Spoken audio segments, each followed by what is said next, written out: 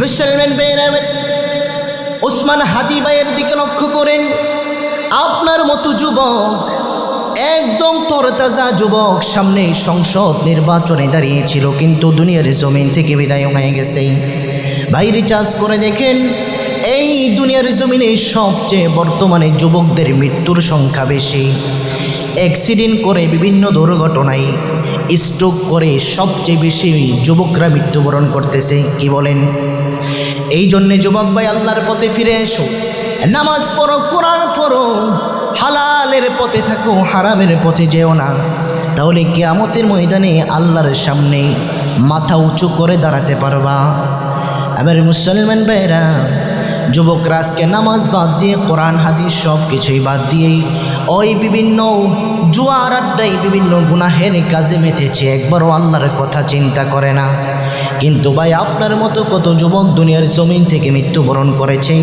কিয়ামতের ময়দানে ওই যুবকরা যদি আল্লাহর সামনে কিভাবে দাঁড়াবে, যদি কবরের সামানা তৈরি করতে না পারে, কোনো উপায় নাই। আমার মুসলমান ভাইরা, কখন মৃত্যু হয়ে যাবে কেউই জানে না। দুনিয়ার জমিন থেকে যেদিন মৃত্যুবরণ করবে, ওই ফুলসিরাত, হাসর, মিজান, আল্লাহর সামনে কি জবাবদিহিতা করবেন, একটা বার কি আপনি চিন্তা করেছেন?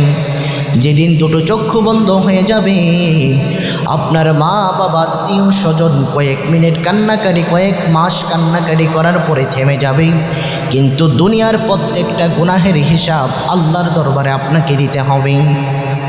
এই জন্যে মরার আগে কবরের সামানা তৈরি করে মরেন। আল্লাহর কসম, আল্লাহর সামনে মাথা উঁচু করে দাঁড়াতে পারবেন, জান্নাতের মেহমান হিসাবে আল্লাহ কবুল করবে। নয়ন মেলিয়া দেখিনি চাহিয়া, মরণ আমার তো কাছে হাই। নয়ন মেলিয়া দেখিনি চাহিয়া, মরণ আমার তো কাছে হাই। সকাল ফিরালে, বেলা ঘুরালে, সকাল ফিরালে, বেলা ঘুরালে, কেমন করে যে দিন চলে যায়। নয়ন মেলিয়া দেখিনি চাহিয়া, মরণ আমার তো কাছে হাই। এই ধরাই যারা সাথী ছিল, একে একে সব বিদায় নিল। এই ধরাই যারা সাথী ছিল, একে একে সব বিদায় নিল। এভাবে তোমাকে যেতে হবে একদিন, সেদিনকে স্মরণ করো সদা। নয়ন মেলিয়া দেখিনি চাহিয়া, মরণ আমার তো কাছে হাই। এই জন্য আমার মুসলমান ভাইরা, আমার আমলিকের ভাইরা, বিএনপির ভাইরা, জামাতের ভাইরা, কঠিন গভীর মনোযোগ দিয়ে লক্ষ্য করুন। আপনি কোন নেতার পিছনে ঘুরে সময় নষ্ট করতেছেন? কোন নেতার পিছনে ঘুরে কোরআনের বিপক্ষে, ইসলামের বিপক্ষে অবস্থান নিয়েই ক্ষমতার লোভে, টাকা পয়সার লোভে দুনিয়াতে চলাচল করেন? আল্লাহর কসম, সেই নেতা কিয়ামতের ময়দানে আপনার বিরুদ্ধে দাঁড়িয়ে যাবে, সেই কর্মী আপনার বিরুদ্ধে দাঁড়িয়ে যাবে। যেটা রব্বে কারীম কোরআনুল কারীমের 18 নম্বর পারা, 17 নম্বর, 13 নম্বর পারা, 17 নং পৃষ্ঠার মধ্যে স্পষ্টভাবে উল্লেখ করেছেন।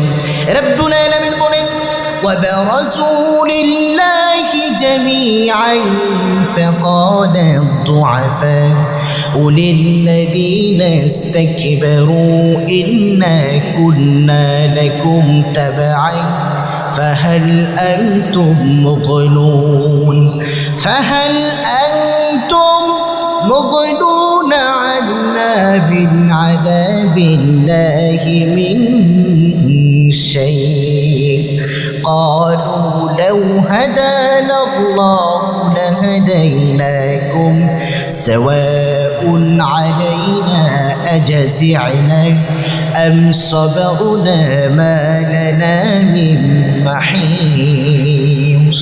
ربنا العالمين বলেন, কিয়ামতের ময়দানে কিছু কর্মীরা নেতাকে ডাক দিয়ে বলবে, ও আমাদের নেতাজি, দুনিয়াতে আপনার কথা শুনে একাম কুকাম 2 নম্বরে চুরি ডাকাতি সব কিছুই করেছি, আজকে কিয়ামতের ময়দান আল্লাহর রাগ আর গুসার কারণে গোটা হাসরের ময়দান থর থর করে কাঁপে। আজকে আপনার কথা শুনে গুনাহের কাজে নিমজ্জিত হয়ে জাহান্নামের আসামি হয়েছি।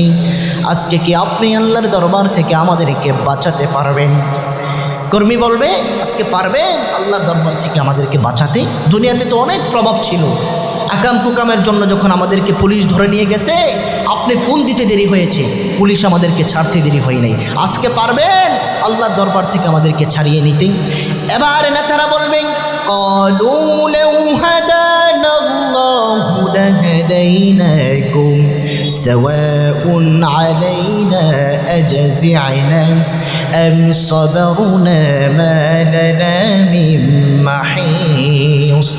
এবার নেতারা বলবে ক্বালু লাউ হাদানাল্লাহ, আরে আমার কপালেই তো হেদায়েত ছিল না, লাহাদাইনাকুম, আমি তোদেরকে হেদায়েত দেব কিভাবে? আমি তো পথভ্রষ্ট ছিলাম। আজকে টেনশনের কোনো কারণ নাই। তোরা কর্মীদের যেই গতি, আমি নেতারও একই গতি, এত চেঁচামেচি করে কোনো লাভ নাই।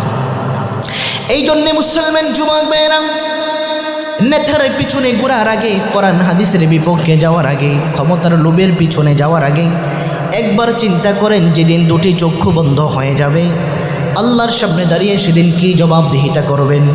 আল্লাহর কসম, কবরের সামানা তৈরি করে যদি না যেতে পারেন, কিয়ামতের সেই বিবি শিকাময় আযাব আপনি কোনোভাবেই সহ্য করতে পারবেন না। আর ইয়া নফসি করতে থাকবেন। এই জন্য আমার যুবক ভাইয়েরা, আজকে যুবকদের হাতে হচ্ছে সব কিছু। যুবকরা চাইলে একটি সমাজকে সুন্দরভাবে বিনির্মাণ করতে পারে।